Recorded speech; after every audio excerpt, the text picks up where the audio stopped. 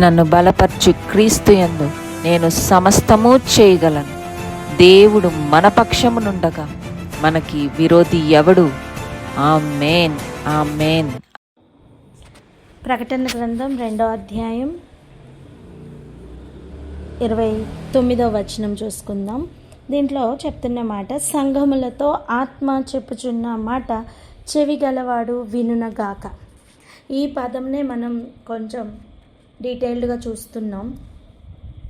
ఎవరికి చెవులున్నాయో వాళ్ళు వింటారని, గ్రహిస్తారని, గ్రహింపుకి కావలసిన లెవెల్స్ కూడా మనం చూసాం.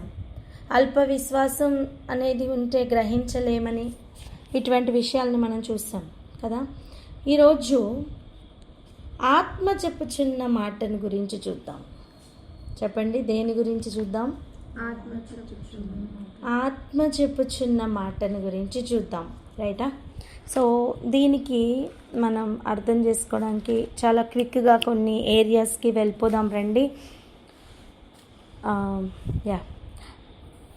ఫస్ట్ జాన్, 1 యోహాను పత్రిక 4వ అధ్యాయం చదువుకుందాం. చూడండి, ప్రియులారా, అనేకులైన అబద్ధ ప్రవక్తలు లోకంలోనికి బయలువెళ్ళి ఉన్నారు గనుక ప్రతి ఆత్మను నమ్మక ఆయా ఆత్మలు దేవుని సంబంధమైనవో కావో పరీక్షించుడి. సంఘములతో ఆత్మ చెప్పుచున్న మాట చెవిగలవాడు వినుగాక అన్నారు గనుక ప్రతి ఆత్మ చెప్పే మాట కూడా వినొద్దట. అసలు ఆయా ఆత్మలు దేవుని సంబంధమైనవో కావో పరీక్షించాలట. నిన్న మనం ఒక లెవెల్ చూసాం. యేసయ్యే తాను బోధిస్తుంటే గ్రహింపలేని శిష్యులను మనం చూసాం. వారి ఆలోచనలో వాళ్ళు ఆగిపోయారు. వాళ్ళు రొట్టెలు తేలేదు అనే ఒక పాయింట్లో ఆగిపోయారు. అమ్మో ఇప్పుడు ఎలా, ఏమంటారో అని కార్నల్ థింగ్స్లో ఆగిపోయిన ఒక లెవెల్ని మనం చూసాం. ఇప్పుడు ఆ లెవెల్ కాదు, ఇప్పుడు విడుదలవుతున్న మాటే అది దేవుని యొద్ద నుండి వస్తుందో లేదో పరీక్షించాలట.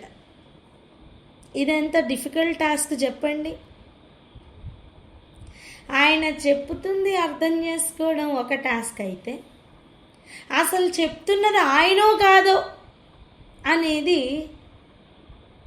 వివేకం కావాలి. ఎంత వివేకం కావాలో తెలుసా?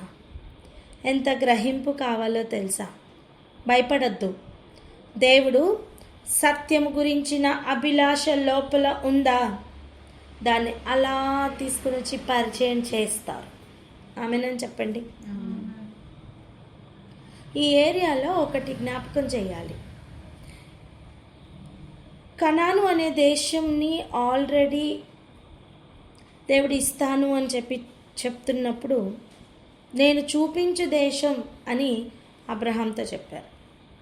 అక్కడికి రీచ్ అయిన తర్వాత దేవుడే వారిని మళ్ళా దర్శించి, తమది కాని దేశంలోనికి నేను నీ 4వ తరం వారిని పంపిస్తాను, అక్కడ వారు 400 సంవత్సరాలు శ్రమ పెట్టబడతారు అని చెప్పారు. అర్థమవుతుందా? నేను ఏమంటున్నా తెలుసా?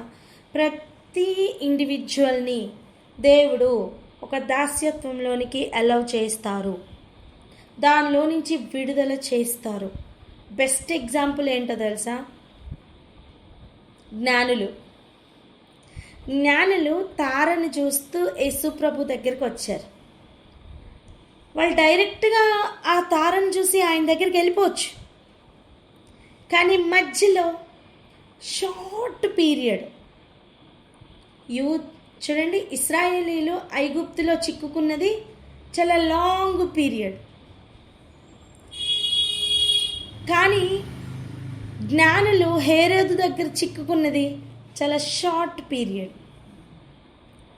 అక్కడ బోధింపబడి విడుదల పొందారు, ఇక్కడ బోధింపబడి విడుదల పొందారు. నేనేమంటున్నా అంటే, నువ్వు సత్యమును వెతుక్కుంటున్న ప్రయాణంలో ఉన్నావా? ఫస్టే దేవుడు సత్యమును చూపించరు, he will allow to see some lies. అబద్ధాలను కొంచెం చూడడానికి ఒక ట్రైనింగ్ ఇస్తారు. తర్వాత నీకు సత్యమును పరిచయం చేస్తారు. కారణం ఒకటి, అబద్ధం యొక్క అనుభవం ఉంటేనే సత్యం యొక్క విలువ తెలుస్తుంది. పడిన అనుభవం ఉన్నవానికే నిలుచున్న దాని విలువ తెలుస్తుంది. మరలా పడిపోవడం దేవునికి ఇష్టం లేదు. సో దేవుడు ఒక దాస్యత్వాన్ని, ఒక అబద్ధాన్ని, ఒక అంధకార దాస్యత్వాన్ని అనుభవించడానికి అనుమతిస్తారు. ఎంతమందికి అర్థమవుతుంది? దానికి గల కారణం ఒక్కటే, మనం విమోచనను, విడుదలను, రక్షణను అత్యధికంగా అనుభవించాలని. అర్థమైందా? ఇంకా చెప్పాలంటే ఫుల్ లెంత్లో దానిని మనం గ్రహించాలని, ఆయనను స్తుతించాలని. ఒకసారి ఏదైనా వనంలో పడిపోయాం, ఇంకా పడిపోకూడదని. చెప్పండి అన్నమాట.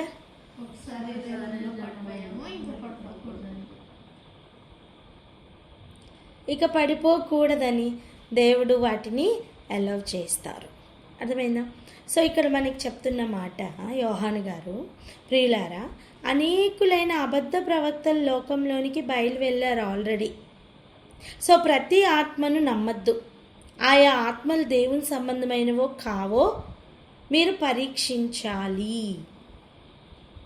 ఇంకా యేసుక్రీస్తు శరీరధారి అయి వచ్చెనని ఏ ఆత్మ ఒప్పుకొనునో అది దేవుని సంబంధమైనది. ఏ ఆత్మ యేసును ఒప్పుకొనదో అది దేవుని సంబంధమైనది కాదు. దీనిని బట్టియే దేవుని ఆత్మను మీరు ఎరుగుదురు. ఇప్పుడు 2000 సంవత్సరాల క్రితం అయితే ఈ వాక్యం యాజ్ ఇట్ ఈజ్ యేసు ప్రభువుని ఎవరు ఒప్పుకున్నారో ఎవరు ఒప్పుకోలేదో తెలిసిపోతుంది. ఇప్పుడు ఎలా కనిపెట్టాలి? ఈ కాలంలో యేసు ప్రభు మాన్యువల్గా శరీరధారిగా నడుస్తున్నారా? లేదు. ఈ కాలంలో ఎలా గుర్తుపట్టాలి అంటే, మనకి మార్కు సువార్తలో 16వ అధ్యాయం ఆఖరి వచనంలో ఒక క్లూ పాయింట్ ఉంది. ఏంటి అది? చూడండి.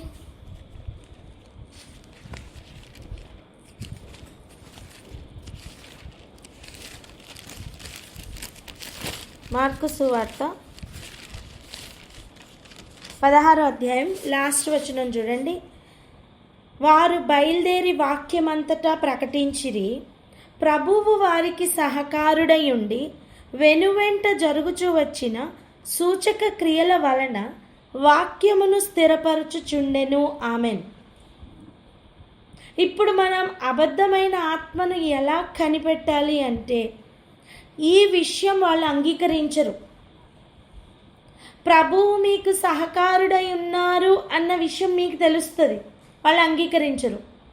అప్పుడు గుర్తుపట్టండి, వాళ్ళు దేవుని ఆత్మ చేత నడిపించబడుతున్నవారు కాదు.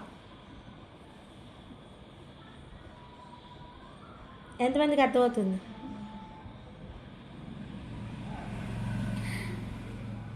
ఎవరు క్రీస్తును శరీరధారిగా వచ్చారని నమ్ముతారో వాళ్ళు దేవుని సంబంధులు నానా. ఇక్కడ ఆ రోజుల్లో అంటే యేసు ప్రభు శరీరధారిగా వచ్చారని ఒప్పించడానికి కష్టమైంది. కానీ ఇప్పుడు పరిస్థితి అది కాదు. లెవెల్ మారింది, యుద్ధం లెవెల్ మారింది, గ్రహింపు లెవెల్ మారింది. ఇప్పుడు ఎలా మనం గుర్తుపట్టాలంటే, ప్రజెంట్ డేస్లో ప్రభు ఎలా కదులుతున్నారో గమనించండి. యేసు ప్రభు ఆరోహణం అయిపోయినప్పటి నుంచి తిరిగి వచ్చేంత వరకు ఒక్కటే స్ట్రాటజీలో యేసు ప్రభు వారు కంటిన్యూ అవుతున్నారు. తండ్రి యొక్క కుడిపార్శ్వమునకు వెళ్ళిపోయారు. ఇప్పుడు నెక్స్ట్ జరగాల్సింది ఆయన మేఘారూఢుడై రావాలి. అర్థమవుతుందా? ఇప్పుడు ప్రధాన యాజకుడు నువ్వు దేవుని కుమారుడు అయితే ఒప్పుకో అని చెప్పినప్పుడు ప్రభు 2 పాయింట్స్ చెప్పారు. ఒకటి కుడిపార్శ్వమునకు వెళ్ళడం, 2 మేఘారూఢుడై రావడం.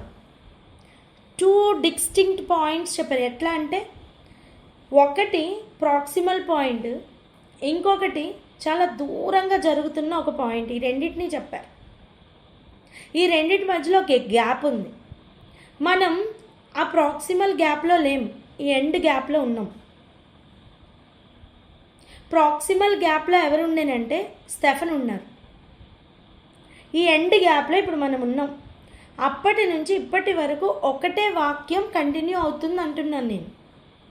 ఏమిటి ఆ వాక్యం అంటే, ప్రభువు వారికి సహకారుడై ఉండి, ఎవరికి? వాక్యమును ప్రకటించడానికి బయలుదేరిన వారికి సహకారుడై ఉండి. ప్లీజ్ గ్రహించండి, అర్థమవుతుందా? ఇప్పుడు క్రీస్తు శరీరధారి అయి మళ్ళీ వచ్చి మళ్ళీ సిలువ ఎక్కరు. ఆ టైం పీరియడ్ అయిపోయింది. ఇప్పుడు ఏది రెడీగా ఉందో అది ఇప్పుడు మనం గ్రహించాలి. ప్రభు వాక్యము ఎవరు పట్టుకొని ప్రకటించడానికి బయలుదేరతారో, వాళ్ళని ఎవరు ఒప్పుకోరో వాళ్ళు క్రీస్తు విరోధి ఆత్మ. నన్ను అర్థమైందా? నిజముగా వాక్యము పట్టుకొని బయలుదేరితే ప్రభువు సహకారుడై వస్తారు. లైట్ రాగానే ఎవరు గుర్తుపడతారు? ఆపోజిట్లో చీకటి గుర్తుపడుతుంది. లైట్ రాగానే, నిజమైన లైట్ రాగానే చీకటి వెళ్ళిపోవాలి. సో అక్కడ ఒక యుద్ధం జరుగుతుంది. ఊరికేనే ఏం వెళ్ళిపోదు చీకటి. నేను రెసిస్ట్ చేయలేకపోతున్నాను అన్న పాయింట్ వస్తేనే వెళ్ళిపోతుంది, లేకపోతే లైట్ డిమ్ అవుతుంది.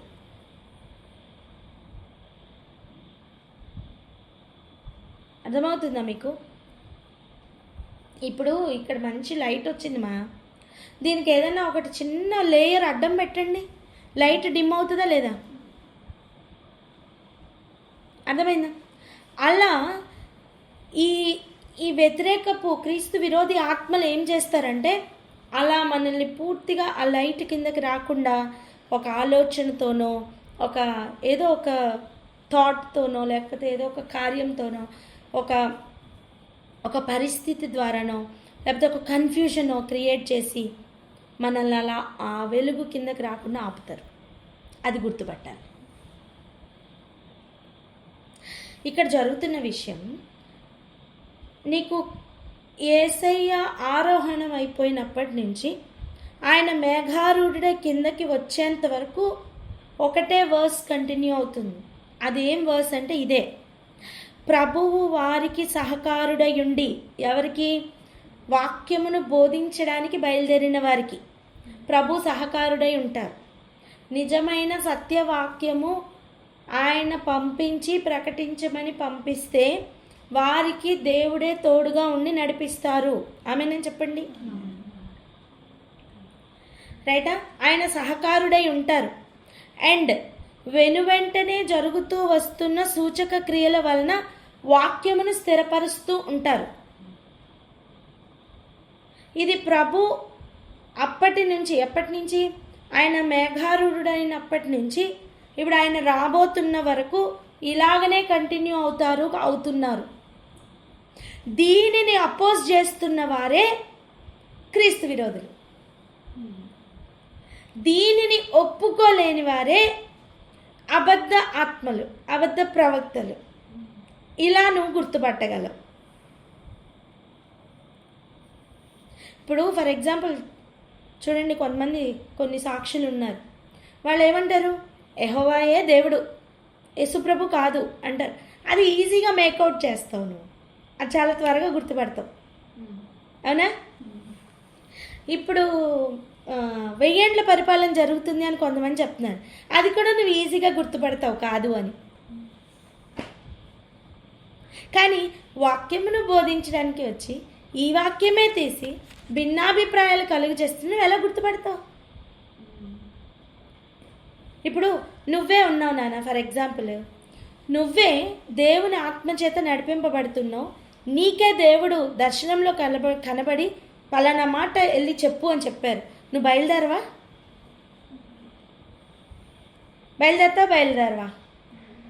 బయలుదేరతావు. కానీ నిన్ను ఒకవేళ ఎవరైనా ఆపి నిన్ను క్రీస్తు పంపలేదు, నువ్వు అబద్ధం చెప్తున్నావు అన్నారు అనుకోండి, అప్పుడు నువ్వు గుర్తుపట్టవా పట్టవా? చెప్పండి. ఆమేన్. అయిపోయింది. ప్రభు నీకు దర్శనంలో వాక్యం ద్వారా చూపించి ఒక బిడ్డ నీ యొద్దకు రాబోతుంది, ఆమె నువ్వు ఇలా నడిపించాలి నువ్వు గైడెన్స్ ఇచ్చారనుకో ఇంకొక బిడ్డ లేకపోతే గొప్ప ప్రవక్త అబద్ధ ప్రవక్త వచ్చి లేదు నువ్వు ఆమెను నమ్మద్దు అని చెప్పారనుకో, నువ్వు గుర్తుపడతావు పట్టవా? నువ్వు ఎటువైపు స్టాండ్ తీసుకుంటావు? నువ్వు దేవుడి మాట వైపు స్టాండ్ తీసుకుంటావా? నేను కూడా నీ వంటి ప్రవక్తనే లేదా నీకంటే ఎక్కువ నేను అపోస్తులు అని చెప్తే ఆ మాట పట్టుకుని నువ్వు నడుస్తావా? ఎటు స్టాండ్ తీసుకోవాలి, ఎటు స్టాండ్ తీసుకుంటావు? ప్రాక్టికల్ ఎగ్జాంపుల్ చెప్పండి. దేవుని వైపే స్టాండ్ తీసుకోవాలి. అంటే నీకు చెవులు పనిచేస్తున్నాయి, ఆమె నేను చెప్పండి. ఆత్మ చెప్పుతున్న మాట నీ చెవులు గ్రహించాయి. జరగబోతుంది ఏమిటో నీకు అర్థమైంది, జరిగినది ఏమిటో నీకు ప్రభు చూపించారు. వర్తమాన భూత భవిష్యత్ కాలాల్లో ఉండి దేవుడు నీకు ఒక గ్రహింపుని ఇచ్చారు. ఇప్పుడు you know where you are going. ఇంత క్లారిటీ ఉన్న తర్వాత ఎవరైనా వచ్చి నిన్ను అందులో నుంచి బయటికి లాగాలని ప్రయత్నం చేస్తే that's where you will understand, వీళ్ళు ఖచ్చితంగా నన్ను ప్రభు యొక్క తిన్నని మార్గంలోంచి తప్పించడానికి ప్రయత్నం చేస్తున్నారు అని. దేవుడు చెప్పినది చెప్పినట్టుగా చేయడానికి నువ్వు ప్రయత్నపడుతున్నప్పుడు నిన్ను అందులో నుంచి బయటికి లాగడానికి ఎవరు ప్రయత్నం చేస్తారో వాళ్ళే ఆయా ఆత్మల్ని నమ్మకూడదు అని చెప్తున్న ఆత్మలు. ఎందుకంటే బెస్ట్ ఎగ్జాంపుల్ ఇంకేమి ఇవ్వను. Hope you understood. అర్థమవుతుందా? సౌజీ ఓకేనా? ఉందా? రైట్. ఇప్పుడు చూడండి, ప్రభువు సహకారుడయుండి వెనువెంటనే జరుగుతూ వస్తున్న సూచక క్రియలు అంటే నువ్వు సూచక క్రియల మీద కూడా ఆధారపడడానికి వీలు లేని ఒక కాలం ఇది. ఎందుకు అంటే అబద్ధికుడైన వాడు కూడా సూచక క్రియలు చేయగలుగుతున్నాడు, అబద్ధికుడైన వాడు కూడా అద్భుతాలు మహత్కార్యాలు చేయగలుగుతున్నాడు. మరి ఇలాంటి పీరియడ్లో నువ్వు ఎలా గుర్తుపెట్టగలవు అంటే అంత ఇంటిమేట్ రిలేషన్షిప్ ప్రభుతో ఉండాలి. ఒకటి నాన్న, ఆడియో కాల్ మాట్లాడుతూ ఉంటాం. ఇప్పుడు వీడియో కాల్ అంటే ఎవరు మాట్లాడుతున్నారో కంటికి కనిపిస్తుంది కాబట్టి you can make out. Audio call మాట్లాడుతున్నప్పుడు నీతో ఎవరు మాట్లాడారు, నీ స్వరం నీ చెవులు గుర్తుపట్టట్లేదా? అవతల వ్యక్తి ఎవరు మాట్లాడారో హలో అనగానే నువ్వు ఎలా గుర్తుపడుతున్నావు? ఆ స్వరం నీ చెవులకు అలవాటు ఉంది గనుక. సేమ్ వే ప్రభుతో మనకు ఒక రిలేషన్షిప్ కావాలి. మాట్లాడుతున్నది ప్రభువా కాదా అని గుర్తుపట్టే అనుభవంలోకి మనం వెళ్ళాలి. మన చెవులు ఆయన వాక్యమును వింటున్న అనుభవంలోకి వెళ్ళాలి. అప్పుడే నువ్వు అబద్ధమును గుర్తుపట్టగలవు. ఎంతమందికి అర్థమైంది? ప్రతి ఆత్మను నమ్మడానికి వీలు లేదు. ఆ మాట చెప్పండి.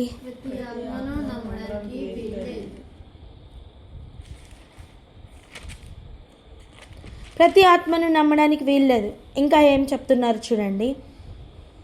చిన్నపిల్లలారా, 4వ వచనం, మీరు దేవుని సంబంధులు, మీలో ఉన్నవాడు లోకంలో వానికంటే గొప్పవాడు గనుక మీరు వారిని జయించి ఉన్నారు. సో భయపడద్దు. వారు బయట ఉన్నవారు నీకంటే బలవంతుల్లా కనిపిస్తారు. ఆకారానికి బలవంతులుగా కనిపించవచ్చు, ఆస్తిపరంగా బలంగా కనపడవచ్చు, పరపతి పేరు ప్రఖ్యాతల విషయంలో పెద్దవారిగా కనపడవచ్చు. భయపడద్దు. నీలో ఉన్నవాడు లోకంలో ఉన్నవారి కంటే గొప్పవాడు. ఆ నమ్మకం, ఆ దృఢ సంకల్పం ఎప్పుడు వస్తుందో తెలుసా? నీలో ఉన్నవానితో నీకు ఒక రిలేషన్షిప్ ఉంటేనే.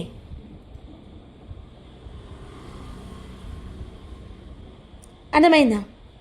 సో ఇప్పుడు ఎలా కదలాలి?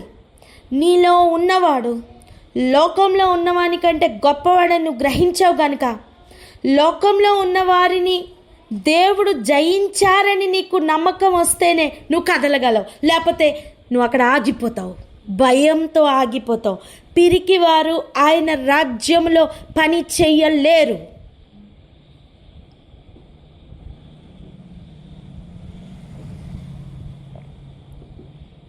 అపవాది యొక్క మెయిన్ ఆయుధం భయపెట్టడం, కన్ఫ్యూజన్లో ఉంచడం, డౌట్లో ఉంచడం, దాస్యత్వంలో ఉంచడం. దేవుని ఆయుధం ధైర్యపరచడం, స్వాతంత్ర్యంను ఇవ్వడం, సత్యంలో నడిపించడం, విడుదల విమోచన అనుగ్రహించడం.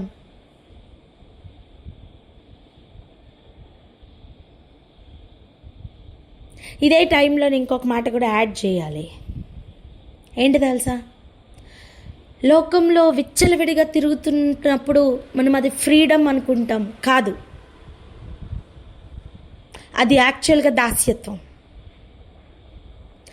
దేవునిలో క్రమశిక్షణలో నడవడం, కట్టుబడి ఉండడం, ఆనకట్టలో నడవడం, సరిహద్దు రాళ్ల మధ్యలో సురక్షితంగా వెళ్ళడం చాలా ఇరుకైన మార్గంగా అనిపిస్తుంది, కానీ అది స్వాతంత్ర్యం.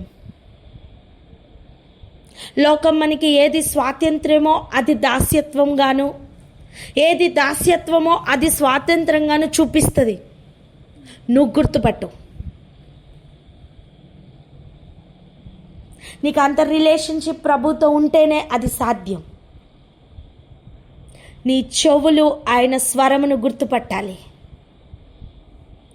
ఎంతమంది మధ్యలో కూడా మీ అమ్మ పిలిస్తే నువ్వు గుర్తుపట్టవా? చిన్న పిల్లలండి, చిన్న పిల్లలు, ఎల్కేజీ యూకేజీ పిల్లలు అందరు అలా నించుని ఉంటారు స్కూల్లో. అమ్మ వచ్చి నాన్న అని పిలవగానే, లేకపోతే పేరు పెట్టి పిలవగానే వాడు మాత్రమే తిరుగుతాడు. ఎలా తిరుగుతాడు? స్వరం వినే అనుభవం ఉంది కనుక. మీకు అర్థమవుతుందని చెప్పేది. స్పర్శ. చిన్న పిల్లలు నోరిప్పి మాట్లాడలేరు, వాళ్ళ అమ్మ దగ్గరికి మాత్రం వెళ్ళగానే ఏడుపు ఆగిపోద్ది. స్పర్శ. ఇవన్నీ ఛాయ నానా. ఇవన్నీ ఏంటి? ఛాయ. దేవునితో మనం ఒక రిలేషన్షిప్లోకి వెళ్తున్నప్పుడు you will and you can understand his touch, his voice, his presence and everything. పిల్లలు ఇప్పుడు ఎక్కడో అమ్మమ్మ దగ్గర తాతయ్య దగ్గర పెరుగుతున్నారనుకోండి, అమ్మ నాన్న వాళ్ళతో అంత రిలేషన్షిప్ ఉంటుందా? ఉండదు. అంత ఇంటిమేసీ ఉంటుందా? ఉండదు. అంత క్లోజ్నెస్ ఉంటుందా? ఉండదు. అలా దేవుడుతో నువ్వు ఉండకుండా ఈ లోకం నిన్ను దూరం చేయాలని, బిజీ చేయాలని ప్రయత్నం చేస్తూ ఉంటుంది. అవ్వకు. కైసర్ది కైసర్కి ఇచ్చేయి, దేవునిది దేవునికి ఇచ్చేయి. అలవాటు చేసుకో. 24 అవర్స్ని 48 అవర్స్గా వాడడం నేర్చుకో. లోకానికి కావాల్సిన కాళ్ళు చేతులతో పనిచేయడం, దేవునికి కావాల్సిన మన ఆత్మ, మన ఆలోచనలు, మన అంతరంగం, హృదయం ఆయనకు కావాలి. కూర్చున్నప్పుడు మాత్రమే ప్రార్థన కాదు, నడుస్తూ ప్రార్థన చేయగలవు. ఆయనతో ఒక అనుభవంలో ఉండగలవు. నువ్వు నడుస్తున్నప్పుడు నీతో మాట్లాడతారు ప్రభు, క్యాచ్ చేయి. స్నానం చేస్తున్నప్పుడు కూడా మాట్లాడతారు, ప్రభు ఏదో చూపిస్తారు, దర్శనం చూపిస్తారు, క్యాచ్ చేయి. నిద్రపోతున్నప్పుడు మాత్రమే కాదు, మెలకుగా ఉన్నప్పుడు కూడా నీతో మాట్లాడతారు, నెక్స్ట్ ఇలా చెయ్యని, క్యాచ్ చేయి. ఒకసారి ఫెయిల్ అయ్యావా పర్వాలేదు, రెండోసారి ఫెయిల్ అవ్వకు, మళ్ళీ పట్టుకో, దాని మీదే లక్ష్యం ఉంచు. ప్రభువు నిన్ను అలా నడిపిస్తారు. అర్థమవుతుందా? నీకు ఖచ్చితంగా ప్రభు చెప్పారు అని గనక నువ్వు దృఢ నిశ్చయంతో నిలబడగలిగితే, అబద్ధికుడు ఎన్ని ద్వారాల నుంచి వచ్చినా నిన్ను కదల్చలేడు, నిన్ను డౌట్లోకి తీసుకుని వెళ్ళలేడు. నీకు కన్ఫర్మేషన్ ఉంటుంది. ఆయన చెప్పిన మాట మీద ఏ ఇన్ఫర్మేషన్ నీకు డామినేట్ చేయదు. ఆత్మ చెప్పుచున్న మాటను మనం ఏ ఆత్మ చెప్తున్నారు అని గుర్తుపట్ట అనుభవంలోకి వెళ్ళాలి. ఎంతమందికి అర్థమవుతుంది? ఈ ఏరియాలోనే మనం అందరం ఫెయిల్ అవుతున్నాం. వినాలని ఆశ ఉంది, కానీ ప్రతి ఆత్మని నమ్మి మోసపోతున్నాం. ఇంకా చాలు, ఇంకా మోసపోవద్దు. చెప్పండి, ఇంకా మోసపోవద్దు. అర్థమైనా? సో దానికి ఒకటే దారి, మనం ఆయనతో ఒక రిలేషన్లో ఉండాలి, ఆయన స్వరం వింటున్న అనుభవంలోకి వెళ్ళాలి. నానా భయపడద్దు, చింత చేయకండి. ఖచ్చితంగా దేవుడితో మనం ఆ రిలేషన్లోకి వెళ్తాం. అందుకనే ప్రభు ఈరోజు మనకి అది నేర్పిస్తున్నారు. ఆమేనని చెప్పండి. ఇది ఎలా అని నిరుత్సాహపడద్దు. దేవుడు నిన్ను ఆ మార్గం గుండా తీసుకెళ్ళడానికే ఈరోజు నీకు ఇది నేర్పిస్తున్నారు. ఆయన మీద నమ్మకం ఉంచు. చేయి విడిచిపెట్టండి ఆయన. ఒకసారి ఆయన పట్టుకుంటే ఆయన వదలరు. నాతో ఇంకా మాట్లాడు ప్రభా అని మనం ఆయన సన్నిధిలోకి వెళ్తే చాలు, ఆయన మాట్లాడడానికి రెడీగా ఉన్నారు. ఆమెన్. అర్థమైందా? ఇంకొక 2 వచనాలు కూడా చూసుకుందాం. చూడండి, నువ్వు ఎలా గుర్తుపడతావు అబద్ధ బోధకుల్ని, అబద్ధ ప్రవక్తల్ని ఎలా గుర్తుపడతావు అంటే 5వ వచనం, వారు లోక సంబంధులు గనుక లోక సంబంధులైనట్టు మాట్లాడుదురు. ఇది ఫస్ట్ సైన్. యేసయ్య దగ్గర లోక సంబంధమైన మాటలు ఉండవు.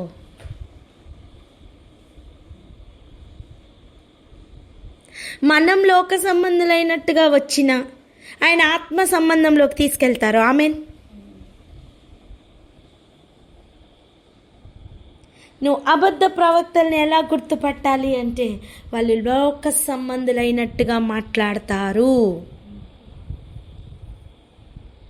నువ్వెంత స్పిరిట్ ఫీల్డ్గా వెళ్ళు, వాళ్ళు నిన్ను చల్లారుస్తారు. నువ్వెంత స్పిరిట్లో ఫీల్ అయి మాట్లాడు, వాళ్ళు లోకమును అనుసరించి మాట్లాడతారు. నువ్వు పరలోక మహిమ గురించి మాట్లాడు, వాళ్ళు ఈ లోక మహిమ గురించి మాట్లాడతారు.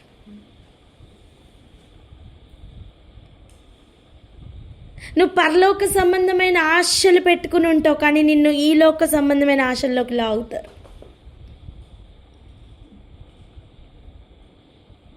నా తండ్రి ఇంట అనేక నివాసములు ఉన్నాయి, మీకు స్థలం సిద్ధపరచ వెళ్తున్నానని యేసు ప్రభు చెప్పారు. అది లోక సంబంధమైన నివాసమా, పరలోక సంబంధమైన నివాసమా? కదా, పరలోక సంబంధమైన నివాసమే కదా. వాళ్ళు లోక సంబంధమైన నివాసం గురించి దృష్టి పెట్టేటట్టు చేస్తారు. అక్కడే నీకు అర్థమైపోతుంది వారు ఏ ఆత్మ అని. దీన్ని ఇంకొంచెం డీటెయిల్డ్గా రేపటి దినాన్ని చూద్దాం. ఇక్కడే ఆగి ప్రార్థన చేసుకుందాం. ప్రభా, ప్రతి ఆత్మని మేము నమ్మద్దు, ప్రతి ఆత్మని పరీక్షించడానికి మమ్మల్ని తయారు చేయమని అడగండి, మా హృదయాల్ని సిద్ధపరచమని అడగండి. అసలు నీ స్వరమా కాదా గుర్తుపట్టే అనుభవంలోకి మమ్మల్ని తీసుకుని వెళ్ళమని ప్రార్థన చేద్దాం. ఇది చాలా ప్రాముఖ్యమైన ప్రార్థన. చేద్దాం. చేస్తావా జోష్న? చేయి నాన్న.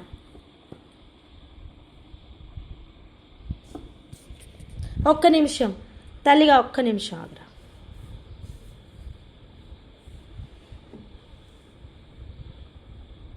ఒక్క నిమిషం ఆగ్రా. బ్లూటూత్లో ఉంది, ఆఫ్ చేస్తా.